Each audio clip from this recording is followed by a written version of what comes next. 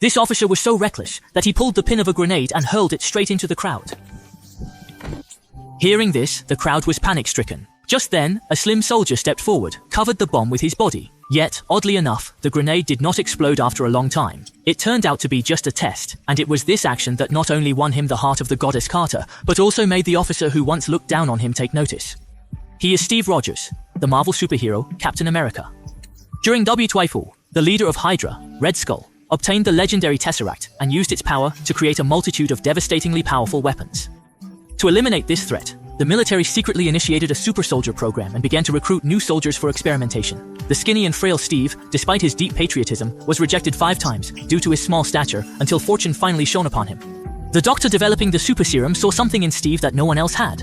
Thus, he made an exception and enlisted Steve into his special squad, which was specifically for selecting test subjects for the super soldier program. Undoubtedly, Steve had the worst physical condition among them all. Couldn't climb high, couldn't run fast, moved like an old lady. Fortunately, his brain was sharp. When the officer tasked the soldiers to retrieve a flag, they scrambled over each other to get it. Everyone tried their best, but not a single person could reach it. Seeing the officer's remarks, everyone chose to give up. That's when Steve, the smallest and least noticeable, approached. Acknowledged, get into formation.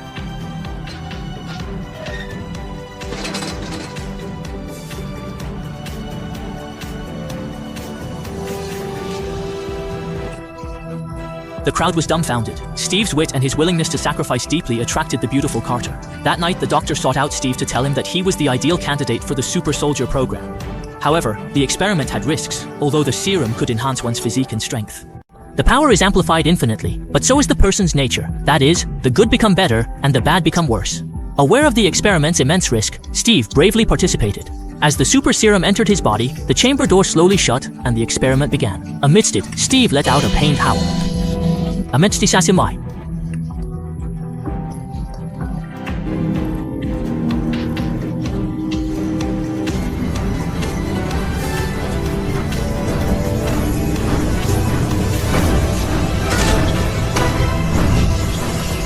Carter, concerned for his well-being, commanded the doctor to power down the device. Still, Steve was adamant they proceed.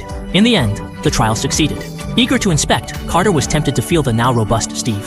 While all reveled in the victory, a bespectacled man stealthily withdrew a lighter. The doctor perceived danger. Amid chaos, the man with glasses stole the serum, and on his way out, he shot and killed the doctor. Steve, seeing his mentor slain, was fueled by rage and swiftly pursued. His physique now matched with incredible strength and speed. Just as the assassin was about to escape in a submarine, Steve dove into the water, punched through the glass, and dragged the man out to demand the mastermind's identity. But the man proclaimed "Hail Hydra" and committed suicide with poison. The last serum bottle was destroyed. Steve became the only super soldier. Back home, Tony Stark's father began examining the assassin's submarine. As the nation's leading scientist, he hadn't encountered such technology. The question arose of who possessed this advanced tech. The colonel was certain it was HYDRA, and they decided to eradicate the organization. Steve, upon hearing, immediately volunteered to join, but the colonel refused, as Steve was the sole recipient of the super serum. Any mishap would mean the doctor's efforts were in vain. Fortunately, a senator saw potential in Steve and asked him to serve the nation. Hearing there was a fight to be had, Steve eagerly accepted, but participating in various shows, giving him his first tomahawk and turning him into a hero on screen.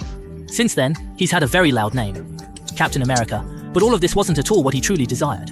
His wish was to fight enemies on the battlefield, but now he was paraded around like a clown. Seeing his unhappiness, Carter comforted him, and soon learned that the military had recently sent out the 107th to eliminate the HYDRA organization, but suffered heavy losses with less than 50 returning. And upon hearing 107th, Captain America felt a sense of dread, as his good friend Bucky was in that unit. Captain America decided to rescue him alone, but Carter couldn't bear to let her beloved go to his death, so they took Howard's plane together. Upon arriving, Steve made a crazy decision.